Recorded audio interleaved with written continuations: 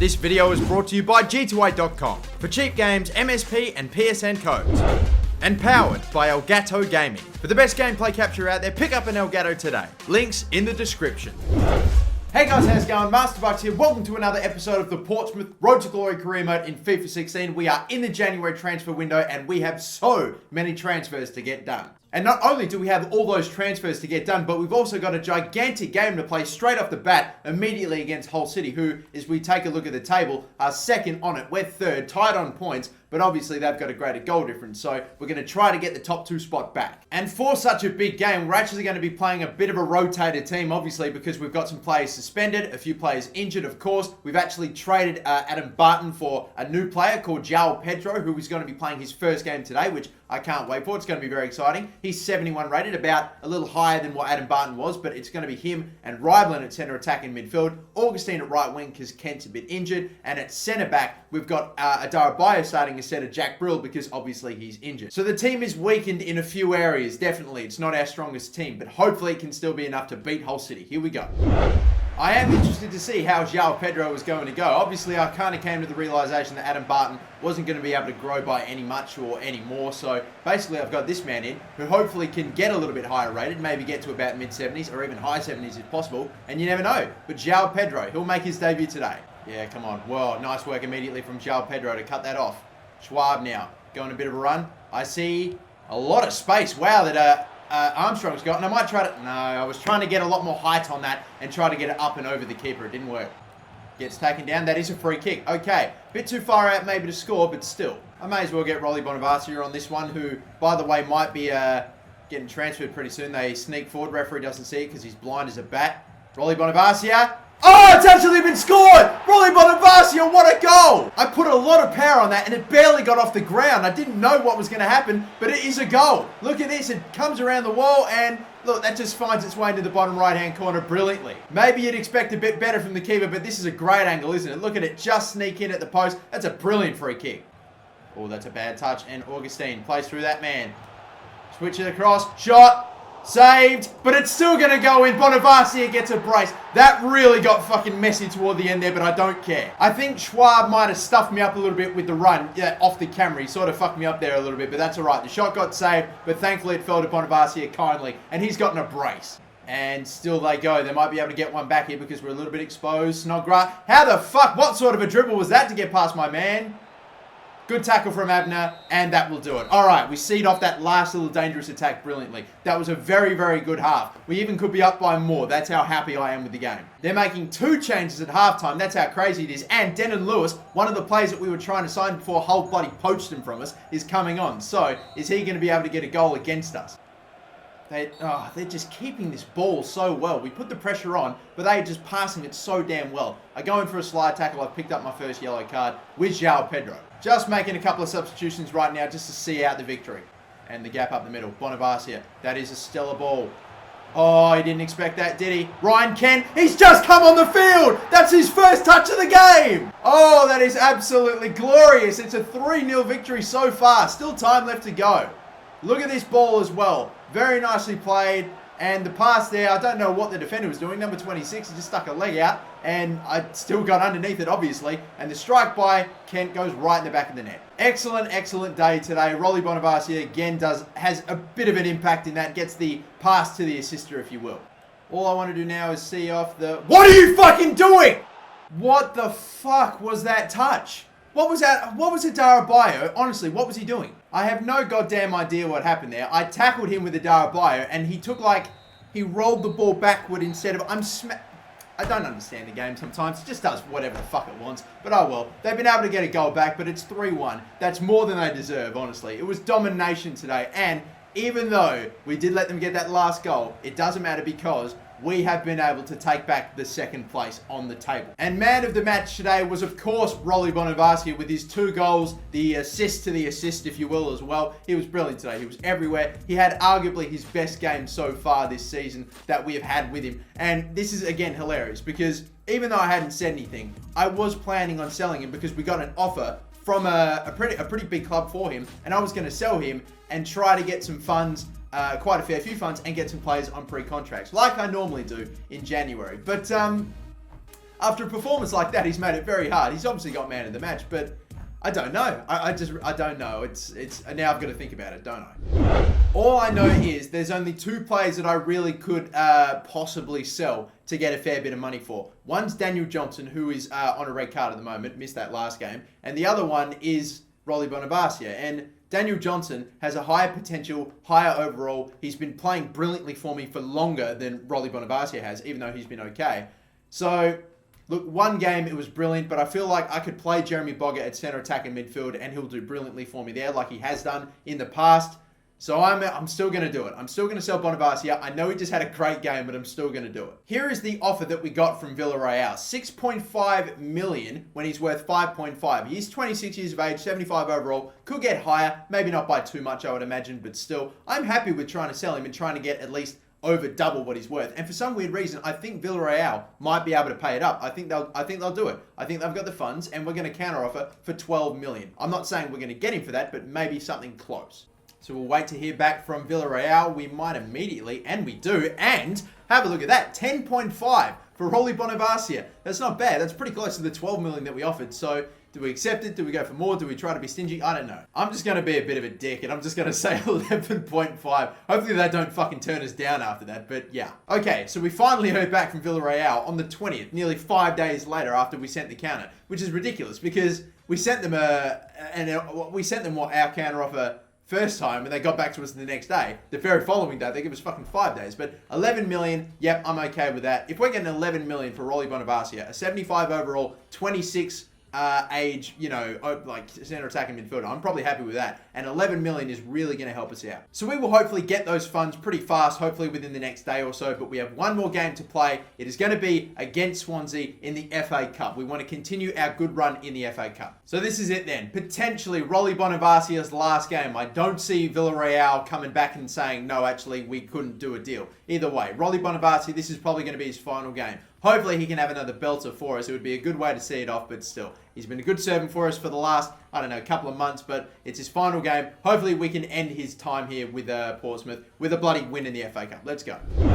But Swansea's team looks a little bit like this, and obviously there's one man in that team, Lee Lucas, who's by this point shot up to get to fucking, I don't know, an 80 or a high 90, something ridiculous like that. I don't know, it's hilarious, but they actually have a decent team. It's okay. Obviously, it's a Premier League team. But let's do it then. One final game with Rolly Bonavacia. Let's do it. He missed the ball. He just missed the ball. Paolucci. Oh my God, I thought it went in. No, it didn't. He just missed the ball. He ran past the ball. I don't know who it was. Was it Adarabayo or whoever? Or Webster? He's really made a mess of that, Paolucci. But the defender that I had, the last guy, just ran past the ball. We have, dodged the ball there. I don't know what the fuck happened, but let's hope it doesn't happen again. Through the middle. Nice gap. Oh, piercing. Beautiful stuff. Bonavacia can't shoot like the last guy. Always getting in front right now. This is incredible defending right now from Swansea. I just cannot get a shot off. Just need someone to throw the ball to. Just anyone. Thank you. At least fucking someone gets there. Kent. Pass in the middle. Nice. Abner sets himself and scores an absolute cracker. Abner got in the best position there and scores a ripper. Watch this from the throw-in. I thought that ball was going to go in. Kent took a long time to get it under control. And Abner, the left back, was in a very odd position but still finds his way into possession and gets an absolutely amazing shot off. He's put us in front in the 33rd minute, and yeah, it's incredible. I'm honestly shocked. That's brilliant. It's brilliant by bloody Abner. I have committed the absolute dumbest fucking penalty ever. I have been baited into the worst penalty of my life. I probably wasn't even a chance of hitting that ball even if he didn't knock it forward. But he does what any smart attacker would do in that position. When he sees someone going for a slide tackle, he just kicks the ball forward, takes the contact, goes down. That is the worst penalty I've ever given away. There's no bullshit in that whatsoever. I was never going to get that ball. And that Tabanu guy has been pissing me the fuck off. He's been everywhere. Sigurdsson. Oh, he's actually missed, but it doesn't fall to a Swansea player. We have absolutely dodged the bullet there. And that pass went nowhere where I thought it was going to go, and I can't believe we are still in front. Sigurdsson hits the post unbelievably right in the last couple of seconds of the first half. Space is there. He doesn't have a lot to pass to, except I'm going to get closed down immediately. Bonavacia still kept this ball. Not bad at all. Bonavacia. Oh my God, how? Oh my God, Tabanu clears, does he? That would have been extraordinary. I don't think I could have actually lived with myself if bloody Rolly Bonavacia scored that and he ended up going to Villarreal. Cross is not very good. Header miss. That's fucking... Oh, that's an embarrassment of a corner. This fucking Tabanu dude, he's everywhere. You know how sometimes you play a game and it's the one guy that's always constantly popping up, who's always doing it good for the other team. Well, today... Fuck you, Johnson. Fuck you, Johnson. Seriously. You get that pass right, and we score, and we've made it 2-0, and we've probably won this game. I'm so fucking angry. If they get a goal back now, Montero, he's in. Kent's come back to defend. They're going to set it up. Yeah, that's what I thought. Oh, big save from Daniel Bentley. I thought it was 1-1 right there. Daniel Johnson should have pulled off a pretty simple pass right for Adam Armstrong, and he overhits it, gives it away, and they would have scored immediately. I fucking saw it happen. I nearly saw it happen, but Daniel Bentley stops it. Kyle Norton. Oh, Johnson. Yes. Come on, we've set this up nicely. Yes, it's time to go. This could be it. This could be it. Come on, Bennett. Shoot.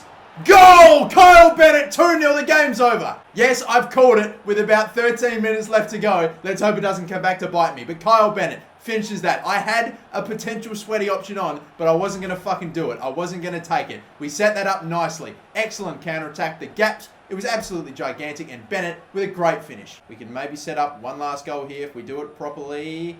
Bonavacia, run there. Come on, nice, get to that ball. Touch. Dyer fucking from behind gets the ball there as well. Incredible.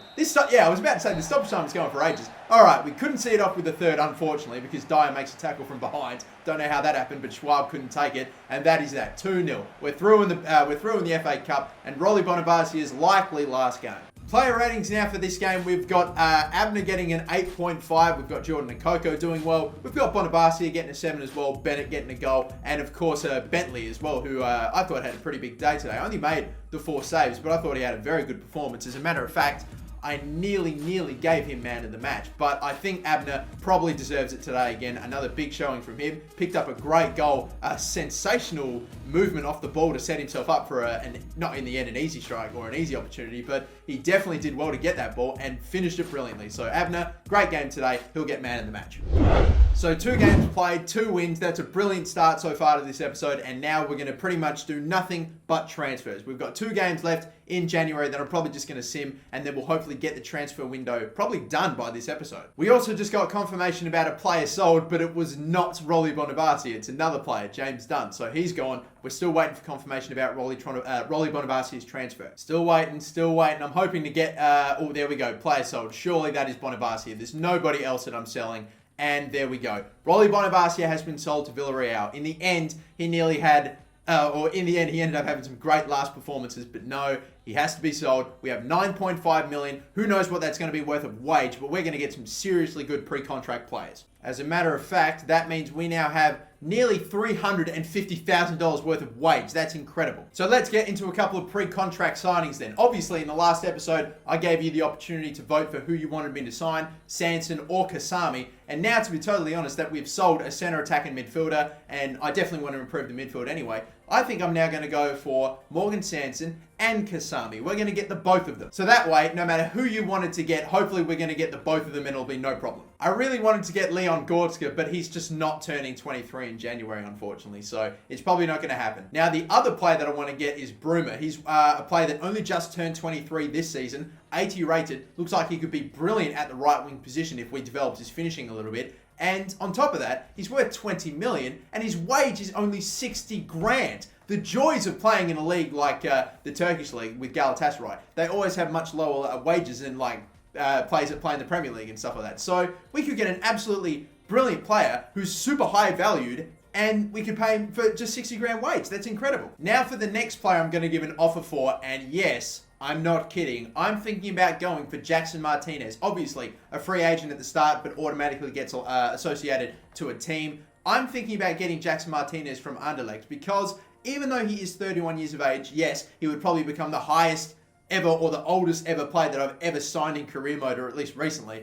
I'm honestly thinking about doing it regardless because he's 84 overall. He's got some tremendous stats for a striker, obviously. And on top of that, he also offers me something that my strikers aren't able to, and that's height. He's 6'1". All of my other strikers are 5'8", 5'10", like Adam Armstrong, Jeremy Bogger. There's not a lot of height there. There's not a lot of aerial presence or target men sort of like in my team in terms of strikers. So I'd like to get a slightly taller player. I've taken a look. I've tried to find some other tall players and haven't really been able to find a lot of quality strikers. But I'm honestly thinking about getting Jackson Martinez. And if after the first season it doesn't work out or he's dropping off by too much, I might just sell him. Why the hell not? Get about 20 mil or probably even more for him. And then just go and get, with that money, an even better striker, maybe someone younger and even taller and maybe even faster and even better. You never know. I also took a look to see who else is in the last year of their contract that we could get, and I saw that Neymar was in the last year of his contract. I'm like, oh, I wonder what would happen if a cheeky little transfer to Portsmouth would happen. But no, 400 grand worth of a wage, so that's not going to happen. But that would have been awesome. It would have been unrealistic as fuck, but still, either way. Advancing on through to the next game that we have to play, but we're going to hear back from a few players now. We have a lot of contract offer declines, which is unfortunate, but we'll hopefully sort that out. We've got one accept, and that's for Morgan Sanson. Kasami basically tells us that he doesn't feel the move suits him, so I don't know what we have to do there. Maybe just pay him some more, but either way, Bruma, the exact same thing, and the same thing for Jackson Martinez. Thankfully, Morgan Sanson isn't a bitch. There we go. Morgan Sanson, welcome. Okay then, Kasami, let's go crucial first team player, and let's add 20%. We're going to do that with everyone. So we will advance, hopefully hear back from them pretty soon. Unfortunately, no, we don't. In fact, we don't hear back from them at all. That's ridiculous. Just like at the start of this episode. We hear back from them straight away, like the very next day, the first time, and then the second time, we don't hear back from them for days. I don't know what's going on there, but still. Anyway, we're advancing through. We're playing Sheffield Wednesday. They've lost 3 of their last 3 games recently. Doesn't mean that they can't score a goal within the first 2 minutes. That's fucking great. Skip ahead. It's a 2-2 draw. There's an injury, but it doesn't go to us, thankfully. Armstrong ended up getting a brace. Finally, we have a pre-contract offer accept, and it's Kasami, that's a no. Bruma, that's a yes. And Jackson Martinez, we're still going to have to pay more for him and for him. But Bruma, welcome to the club. The 20% does prevail. But now, Kasami, how much do we need to pay you? Let's bump this up to 70 grand. 5 years, crucial, and bang. And Jackson Martinez, I think I'm probably going to do the same, up by about another 10 grand, 5 years, crucial.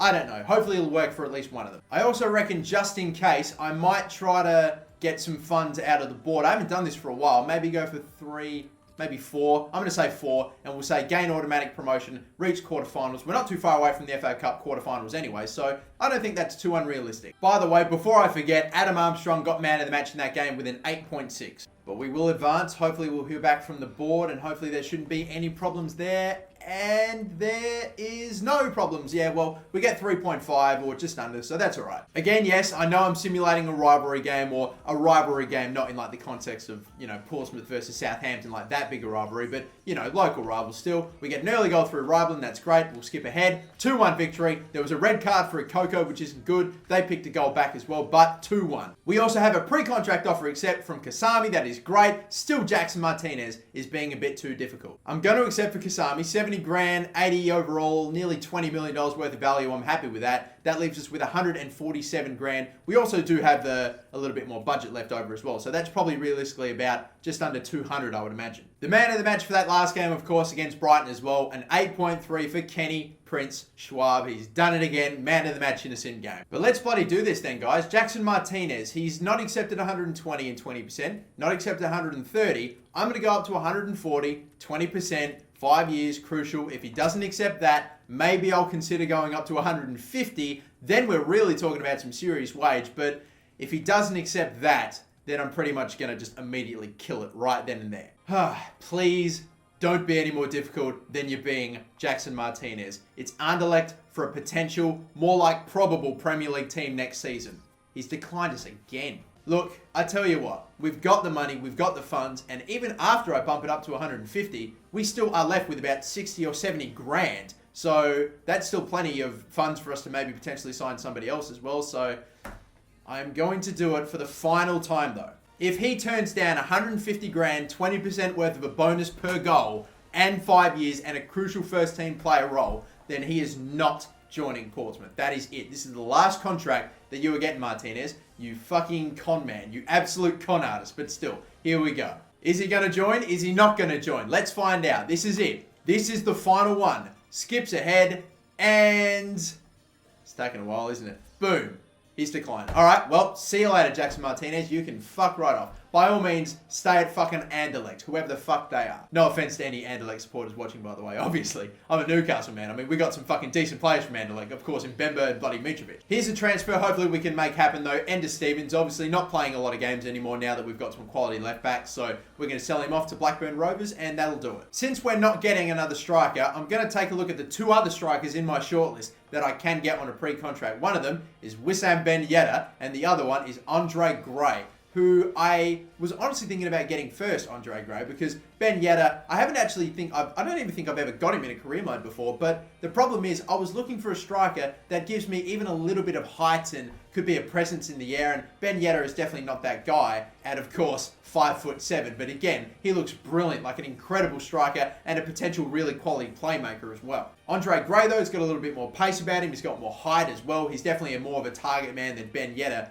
But really, in the end, I feel like I've just got to go for it. Even without knowing his overall, I know that he's going to be at least like 80 or something like that. Something incredible. So we are going to get Ben Yedder, hopefully for just 80 grand, 5 years. I'm not even going to offer a squad role. Hopefully we can just do this simply. The next player I'm going to go for is a centre back. It's either going to be Christian Carvacello, who in real life has recently gone to Watford, but he's been in my shortlist for bloody ages, so there's a coincidence for you. Anyway, me and the Watford manager, whoever he is, we rate the same players still. We've got Stefan Bell, who we don't know his overall, but he's the highest valued player, so I assume he'd be high 70s, maybe 78 or something like that if I had to guess. And he does look pretty good. And there's also Michael Keane as well, who's I think he's an overall higher than Carvacello as well. He's a year younger, and yet he's actually got lower value. So I'm probably going to go for Michael Keane over Carvacello. But I think Stefan Bell, he might be a shout of, I might potentially get him instead. Stefan Bell's wage is 60 grand, which obviously isn't too bad, and we have that money. But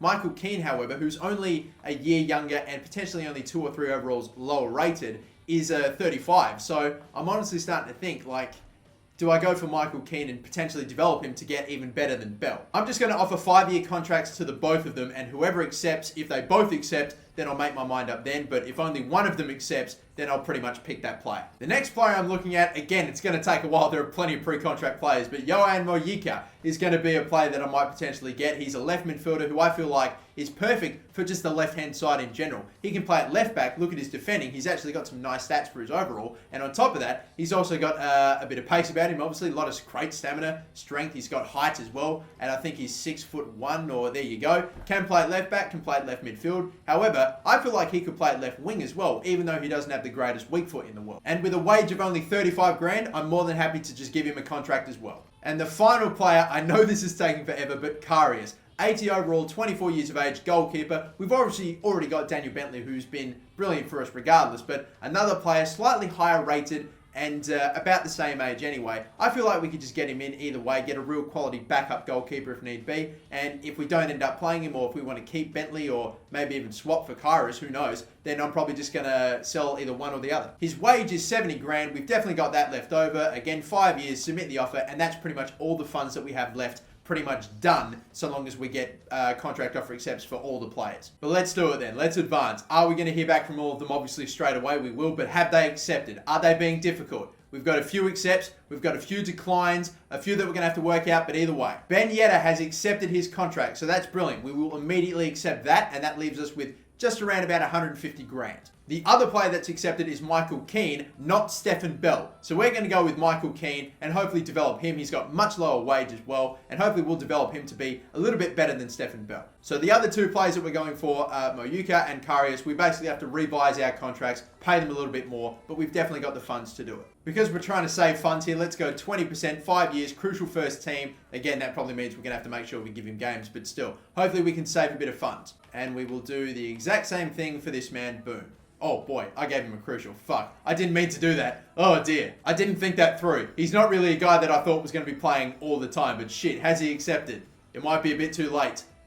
He hasn't accepted. Kairos has. Okay, so we dodged the bullet there. I'm happy with that. I'm going to bump this up to 45 grand a week, 20%, 5 years, and yep, automatically change that. Done.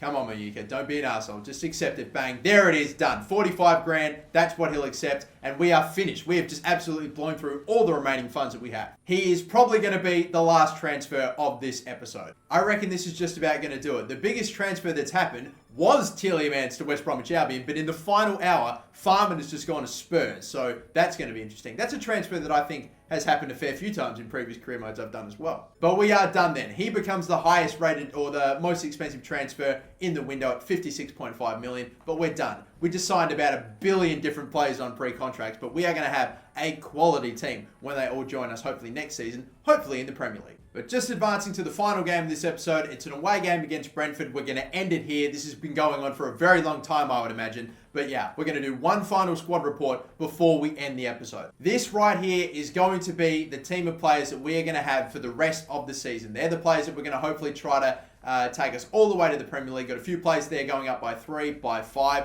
You've got Theska going up there by +5 when I barely even trained him. He hasn't been loaned away. He's barely got any games. That's extremely promising and very good to see. Jack Dixon by a little bit. Ryan Tyson. We got Fernandez, our free agents that are growing by a bit as well, which is very nice to see. A lot of these players growing by tons without having barely kicked a ball. It's absolutely sensational to see. Right down toward the bottom, a few of the older players. Odubayo there as well. Ben Close away on loan. And that is it then. That is the squad report. But that's it, guys. We're done. It took me so long to get through this episode. I do apologize, but we are finally finished. All the transfers are done. On we go with the Football Championship and the FA Cup. Hopefully we can secure promotion and you never know, go as deep as possible into the FA Cup. But that is going to do it for me, guys. Thank you all so much for watching. Until the next time, my name's MasterBucks and have a good one.